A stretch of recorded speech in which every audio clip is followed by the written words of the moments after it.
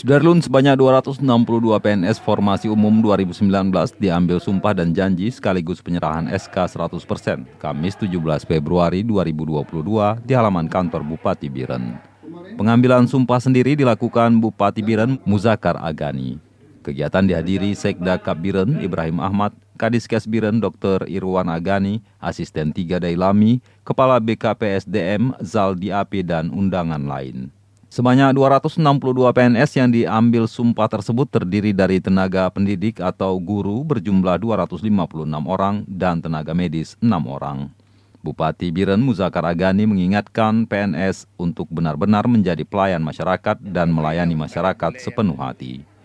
Bupati menambahkan menjadi PNS harus siap ditugaskan dimanapun dan mewakafkan diri sepenuhnya sebagai pelayan masyarakat dan jangan pernah menjadi beban masyarakat dan pemerintah.